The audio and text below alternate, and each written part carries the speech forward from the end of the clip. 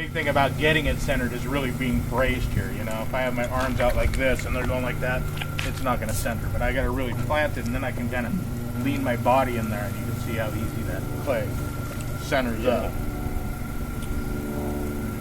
Basically, my left arm is my center arm, my brace arm, and then I can tuck my right arm onto that, or hand, and, you know, really get that thing nice and centered. Then I kind of want to open it up right in the middle, okay? This is kind of the way I usually teach, is over here, but, you know, I kind of do it a little different when I'm doing it at home. I've learned several ways, and, you know, again, the more ways you learn, the, you know, it's easier to pick up a way that works for you, that you can keep that clay nice and centered. And, you know, the more centered it is, the less difficulty factors you have as you're going along here. Now I've made that inside, I'm compacting that bottom, because I'm making a big face, I'm not going to be able to get back down to that bottom, so it's always nice to, you know, do everything I can to the bottom.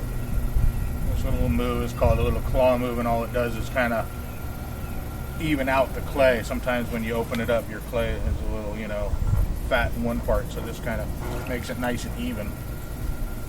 So this is kind of one of the harder parts, pulling the clay up, but, you know, this is, again, I'm really undercutting the clay here. That little bulge you see is my inside finger, and then I'm kind of slowly kind of pushing my inside finger up the pot. It's really a lot of pressure from the outside in. That inside finger is pretty much just regulating the clay, okay?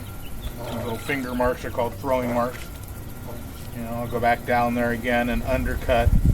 It doesn't matter how wide I start, really, with that clay centered. I'm just really undercutting, increasing that circumference, and really bringing that up the pot to get this little clay to pull up and make this little vase. If it starts going out and I do want a bottle shape, I can always kind of collar in a little, and it's always good to collar in before you do your next pull, especially if you're making a, you know, a narrow shape, because centrifugal force is always going to pull you out, so you always want to tell the clay kind of to go back in. Sometimes when it gets tall, I'll stand up right next to it, and again, then I can brace here a little easier. And again, I'll go back down here, pull it up. Usually after about 3 pulls, your clay is going to get a little overworked. So, you know, if you can really do all your work in 3 pulls, then, you know, you won't start getting these little wobbles like you're seeing.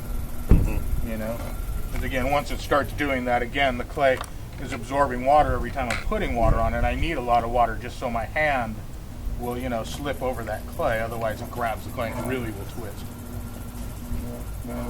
But like I said, you can kind of see it start, you know, moving around on me. So, you know, it's telling me that it's getting a little overworked. That if I really try to do much more, it's probably going to fall apart. And basically, I'm going to do those pulls until I get the clay the right thickness. Okay, right thickness is going to be a little different for everybody. So, you know, even though I say that I do 3 pulls, sometimes I might need to do a few more. Always work in cylinders. If I try to give it any shape at first, it's going to, again, have too much weight where it is, and it'll start falling apart. So now that I have the, you know, the clay of the right thickness, now I can think about shaping it if I want.